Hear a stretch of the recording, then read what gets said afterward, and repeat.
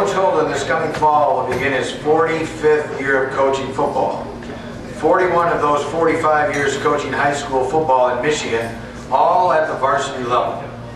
Beginning in 1970 at Fruitport High School, Coach Holden has also coached at different schools all in the West Michigan area. He was the defensive coordinator for Montague High School when they won the state championship in 2008. As a side note, I began my coaching career in 1972 at Fruitport High School. Coach Holden knows football. Coach Holden's biggest thrill in coaching. I had the chance to coach my son at Spring Lake High School for 3 years and then coach with him at Orchard View High School and at Whitehall High Schools. And he told me last night, and this coming fall, he'll be coaching with him in Nuevo High School. Ladies and gentlemen, the newest member of the Hall of Fame, Coach Tom Holden.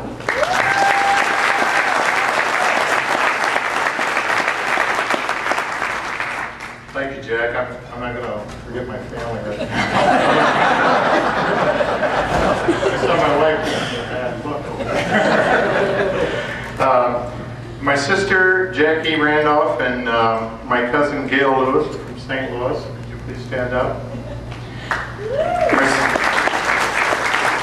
My sister, Cindy Barnett, and her son, Jack, from Minneapolis. All of these folks came up here. I really appreciate that. I want to pronounce your name right.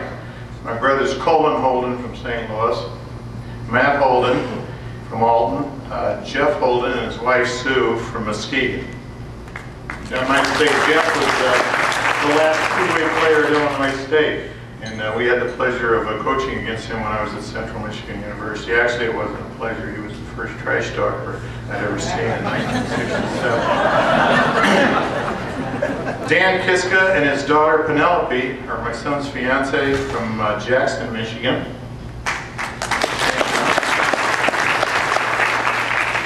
The only bad thing about Penelope is she was a manager, she went to St. Mary's College, but she was a manager for a couple of years at Notre Dame. So I don't know if anybody likes that. My mom, Jean from St. Louis, she's 2 months from 90 years young, and she was a football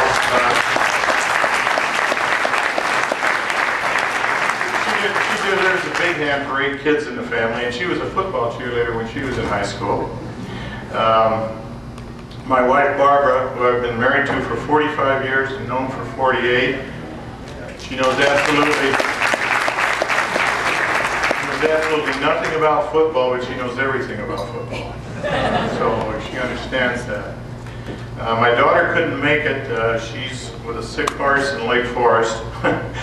And my son Daniel, who Jack talked about over there. I'd also like to mention Jimmy, Jack, and Dave in the back there with the Hope College guys. I coach with them at Granville, and they're pretty fine people. You guys go ahead and stand up.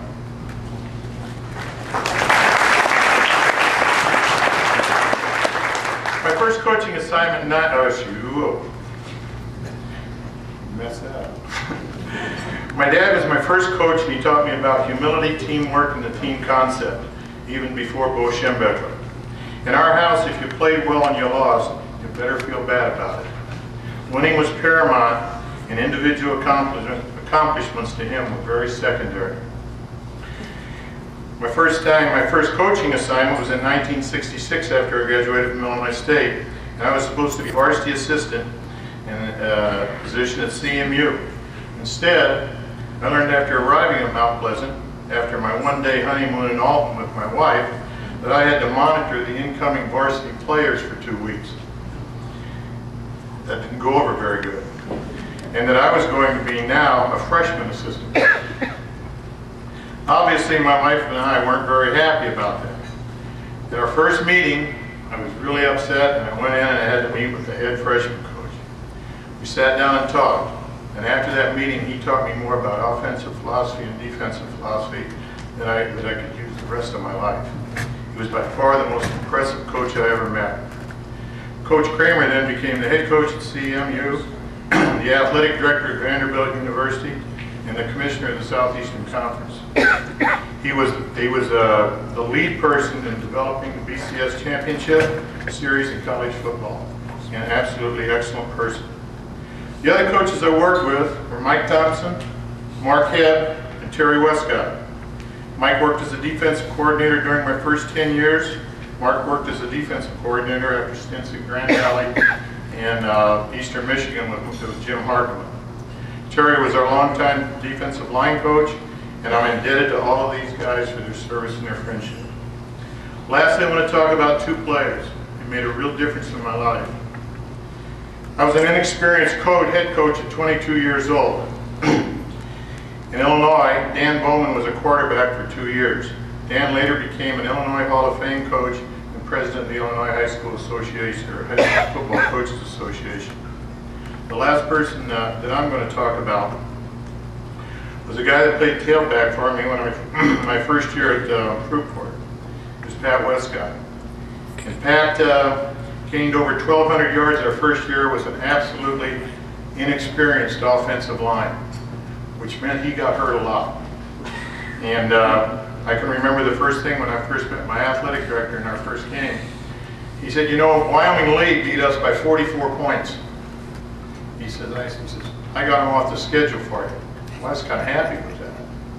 I said, who did you get? He said, a small school in, I think he says in South Grand Rapids. I said, where's that? He said, East Kentwood. They had a guy named Denbor who played at University of Michigan, I think was all Big Ten.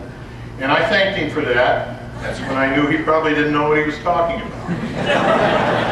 But we played a real close game with him and got beat by one of our kids dropping a punt. And, I think Brian Simmons was the tailback. He picked it up and ran about 60 yards for a touchdown.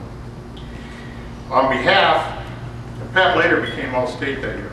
On behalf of these and many other players that I coached I've worked with, I accept this award and thank you very much to all of you folks up here and congratulations to you.